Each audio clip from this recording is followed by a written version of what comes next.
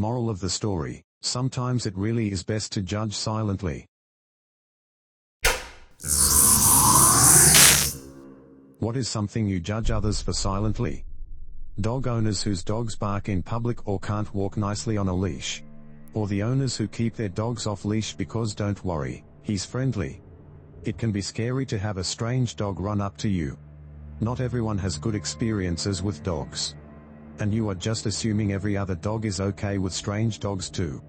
And taking your dog everywhere even though it would be better to leave them at home, for example, a super crowded festival in hot weather or a grocery store, only to leave them in the car. Somebody replied, "This reminds me of my dog. She is quiet until another dog barks at her.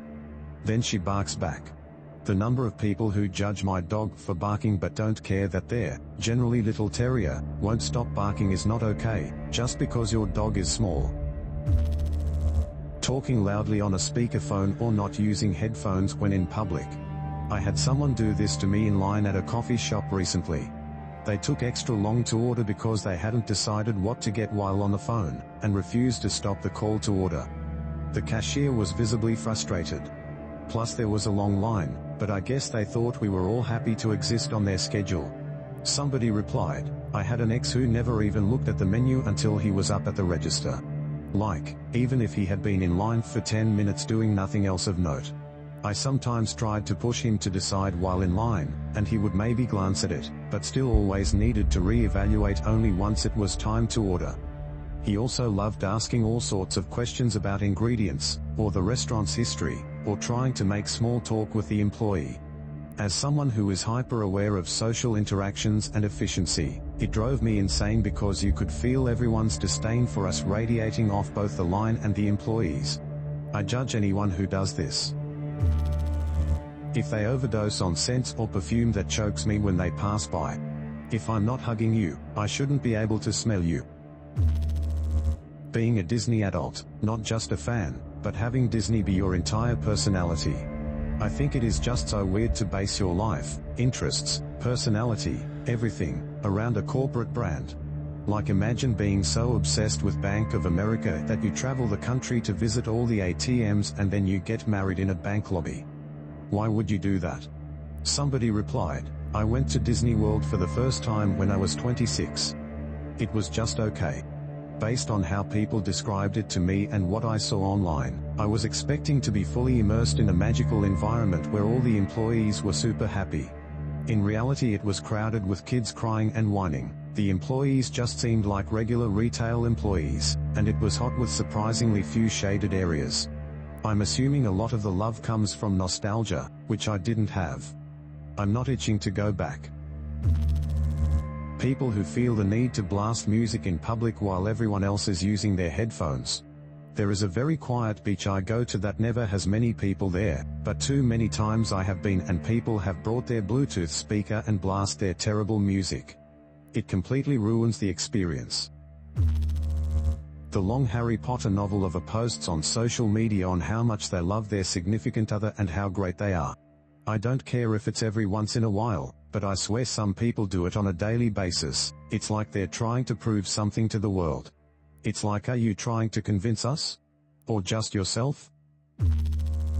Adult men who base their entire personality on video games, especially if they are married with kids, they are not living in the real world.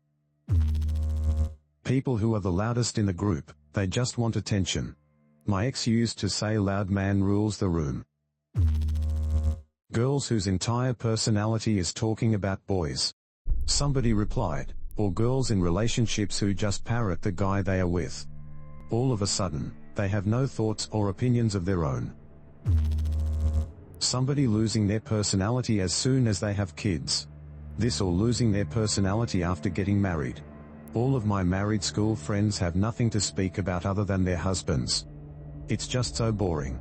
Although I have noticed some people don't lose their sense of self, they just don't have the time to be who they were. Parents who can't control their emotions with their kids. Before you have kids, I think you need almost a good grip on patience because little humans are growing up and don't really know much. I grew up around people who treat their kids like trash. It is almost normal to them. I've seen moms tell their kids, shut the hell up, God you're so damn annoying, stop, I may beat your ass right here if you don't stop. I get some little kids can be little demons, and some don't listen but yanking them, letting out your frustration, etc. I judge the hell out of these people. Purchasing cats and dogs from breeders when there are thousands of homeless animals at shelters and rescues. There are even breed-specific rescues if you absolutely must have a purebred pet. My mom was about to spend something like $1,000 on a Siamese kitten. She likes Mises, that's cool, get what you like, but $1,000? I told her, Mama. At the cat rescue I work with there are 2 Siamese right now. They're not kittens, but come on. Give a cat who needs a home, don't encourage people to breed cats when you don't know what their breeding practices are like. She took the shelter Siamese. And he's delightful. People who don't like water. Somebody replied, I thought I didn't like the taste of water until I realized I don't like the taste of tap water. When I started drinking properly filtered, clean water, it tasted great, or maybe more like not much at all, which was far better than the garbage I had been drinking while thinking I just didn't like it. In reality, I just don't like things that taste bad. Adult mean girls. I work in an environment full of mean girls and it's super exhausting. My favorite is when you say you don't want to spend time with them and want a new job or whatever and they are like, you can't handle this. No, I can't. Nor do I want to. I don't really get why I have to or why it's a good thing to need to be handled. It sort of makes me think it's the feminine version of I'm just an asshole, I never lie, and it's like, I don't either and I'm not an asshole? You're just saying your base personality is just awful. I don't actually have to be friends or around that in any way. Declaring that deleting social media is a solution to a personality problem. Deleting your Facebook because you were overwhelmed by your friend's happiness isn't going to fix your jealousy issues, it's just going to make you find another outlet for them. People whose grocery carts are full of junk food and sodas. People who walk in pairs or in a large group side by side down a narrow sidewalk, oblivious to the fact that they are blocking people from passing them and blocking people walking in the opposite direction. Not putting their shopping cart back, I mean it's like a 2-minute walk max. Somebody replied, to be honest, I thrive on people who leave their carts out because everywhere has those coin locks now and I never remember to carry change to unlock a cart.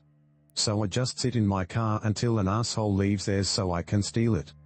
Usually takes 1 minute. Not watching your kids in a public place. Like it's one thing if the kid is having a tantrum at your table or while you're holding their hand and going around the store, it's something completely else when your child is raising unholy hell throughout the building and you're sitting there completely ignoring the fact that your child can just run out into the street or get kidnapped with you none the wiser, let alone that they're harassing the other customers. Essential oils. And by that I mean people who refuse to believe that a doctor is more effective than lavender oil? Because they make their house smell so great. Littering. There is no excuse for it and it is acceptable. Smoking while pregnant. One time, when I was just starting my current job, my boss mentioned someone was pregnant in the office. The next day a couple of girls invited me to have lunch with them outside. One of the girls was obviously very pregnant so I put together that it was her. Suddenly, she lights up a cigarette. I was so shocked. My face got hot. I was thinking, oh, do I say something here? I was brand new to this job so I didn't want to get in an argument, I just kind of watched her in awe and also was in awe that nobody else seemed to be bothered by it. I decided to keep my mouth shut. A few days later, I met the woman that was pregnant in my office. It wasn't her. She just had an enormous belly, which years later she found out was actually a cyst. Moral of the story, sometimes it really is best to judge silently. People who judge people for using toilets for their intended purpose. I've actually heard girls walk into toilets and say things like, it smells in here. OMG, did someone just poop? OMG, who was that? Hello? It's a toilet. Somebody replied, why do other women do that? It's such a needless and unnecessarily embarrassing thing to do, to draw attention to someone pooping in a public toilet. Would you rather they hold it at the cost of their own colon? Yes, of course it smells. It smells really bloody bad. Wanna know why? It's a poop. In a toilet. Where it's supposed to go. You know, they know, everyone knows, just leave it. Sorry, I got a bit heated there. I get that women worry about social decorum and putting on airs more often than men due to conditioning, but what are you supposed to do in a bog? Dance the masquerade and waltz out smelling of roses and tulips? Gimme a break.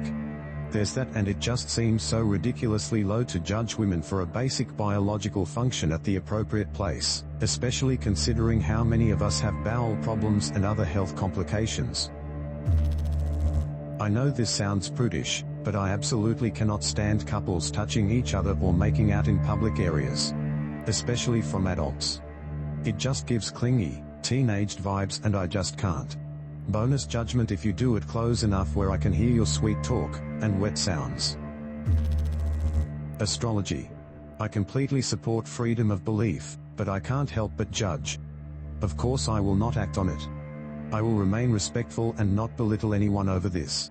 It's just a personal thing. People who judge picky eaters. I always hear the "it's childish" and grow up comments. Some people have disorders, and even if they don't, who cares as long as they aren't making it your problem? Somebody replied, "I'm decently picky and I never understood why so many people get their undies in a bundle about it. I'm really not that bad though. I also don't make it anyone else's problem, which I know is an issue with some picky people. I can pretty much always find something on a menu that I'll eat, but if I don't then I will just wait until I get home or eat before. Not a big deal." I don't know the last time that happened though, as most places have a pretty good selection of food. People act like we get to choose our taste buds. Like, don't you think I would have chosen to like everything if I could have? I'm not going to intentionally eat foods that taste disgusting to me just to make you like me more. I judge people who judge other people. I just don't get why so many tiny things are so important to them. Like, maybe there's stuff you don't know about this person. What does it even matter? It really seems like they have such boring lives to me if they really care about so many stupid details about another person. My mom and older sister do it a lot, and I honestly just think it's a bad habit. Once we were at Subway in London and there was this overweight woman next to us eating, and they start talking to each other in our native language about wow, she really shouldn't eat that much when she's that size kind of thing. I start feeling uncomfortable, like why do they have to talk about that? Can't we just all enjoy our sandwiches? Lo and behold, some good 10 minutes after, the woman starts speaking to us in our native language. They felt so embarrassed. I laughed my ass off when we got out. To this day, we still don't know if she really heard what they were talking about. She didn't mention anything about it. We all have things that make other people wonder about us. Why doesn't she diet? Why does he like cartoons as an adult? Why doesn't Emma have a boyfriend yet? Why does that man have so many plastic bags?